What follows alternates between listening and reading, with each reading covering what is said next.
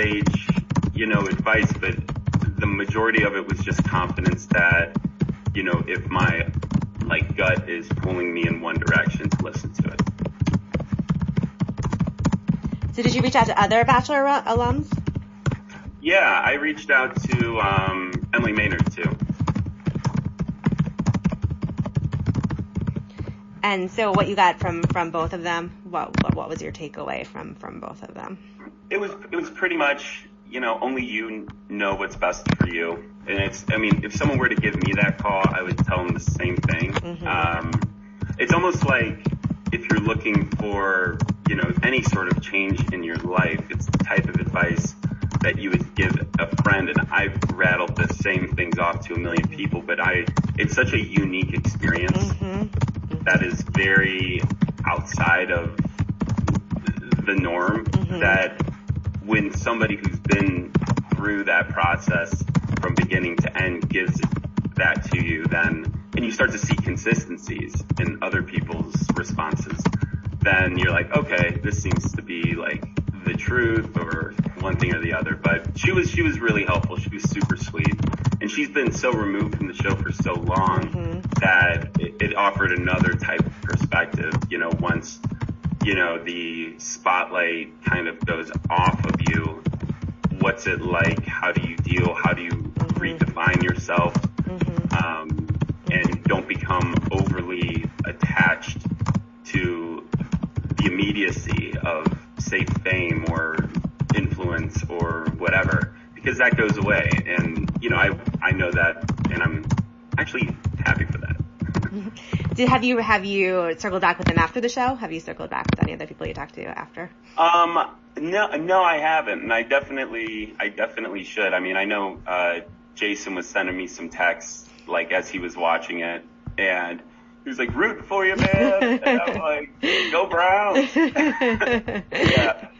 yeah. He was just very accessible, and I think that's one thing that's really unique about this experience is everybody who's ever been on the show is very accessible to people who are jumping on it, because there's almost this trauma bonding that kind of occurs where, people are looking out for each other, because you really don't know how people are going to respond. And, oddly enough, people are very opinionated about this, and this whole Bachelor Nation world, I had no idea was so passionate about it. So, it's the show is about the contestants and obviously about the lead, but it actually is really much about the viewers too, and watching them respond to certain events throughout the show. It's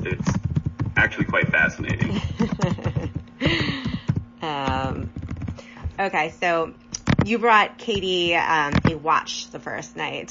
So was that planned out ahead of time? Was there a lot of thinking about having the watch? Tell me about that. Yeah, everything for me happened really quickly. By the time I actually signed up to go on the show, mm-hmm. and by the time I was actually on set was about 3 weeks. Oh, wow. Yeah, and it's because I kept saying no and then saying yes and going back and forth. So on my way to Albuquerque, I ended up finding this watch at the airport because I was like, maybe I need to show up with some sort of trinket. Uh-huh. And then I picked it up and then started thinking about how I can create a kind of a funny story about it, and handed her this watch the first time I met, told her that it was a family heirloom, uh-huh. that it's been in the family for 150 years, and I could immediately see her being like, oh my God, why are you giving this to me? We just met. Uh-huh. And then I was like, no, I'm just kidding. I'm not a psychopath. I got this at the airport. But the whole idea was really, the time we spend here is important, and whether or not it's me or somebody else, spend your time with those that you see the greatest connection with, and hopefully by the time you leave here, mm-hmm. You have found what you were looking for. Mm-hmm. Did you immediately know when you saw the watch, okay, this is were there other things that you were considering, or like you saw the watch and you were like, no? Yeah, I mean, you know how these gift shops at the airport are. It's like that, a shot glass, or like a Toblerone. So it's like, I don't know how I'm going to incorporate any of these things, but, you know, I think for me, you know, time is just a very big theme in my life. You know, I've developed a deeper appreciation for it, you know, being a father and you know, being a husband and trying to, you know, fight off and defend others that are trying to consume it, and, you know, spending it where I feel like I can have, like, experience the most joy, make the most impact, and really kind of experience life the way that I want to. I love that. What was the most surprising thing to you about being on the show? I would probably say how much downtime there actually is.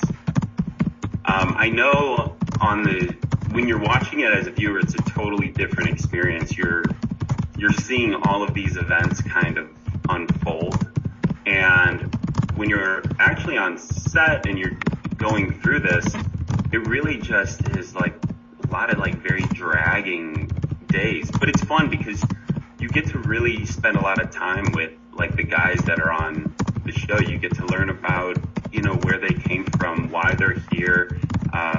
And we just had such an amazing group of guys.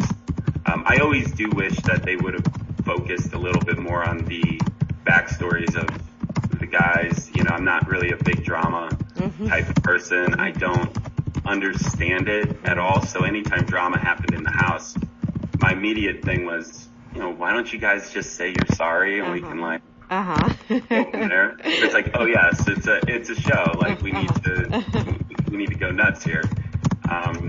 But there's a lot of downtime. I mean, rose ceremonies are very long, way longer than you could ever imagine. So a lot of late nights, not a lot of sleep. And I mean, I think I had an advantage there just because, you know, I'm a single dad. Like, I don't need a lot of sleep to go crazy. Whereas some of the guys who are like 24 and stuff, you know, they're freaking out. They're taking naps. They're dragging. I'm like, I only need about like 4 hours to be functional. So how long were the ceremonies? The ceremonies early on, because you have more people, they're like 6 or 7 hours. Oh my God. Yeah. And they start really late. So they start around like 10:30 or 11 at night. So yeah, you can do the math. But then they become less and less as, you know, the herd thins. So funny. Okay. So would you guys have lived in Northeast Ohio or stayed in Northeast Ohio if you had stayed together? Was that something you talked about?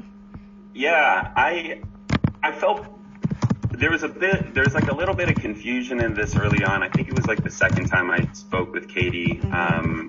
I made it appear to be like that I was more flexible.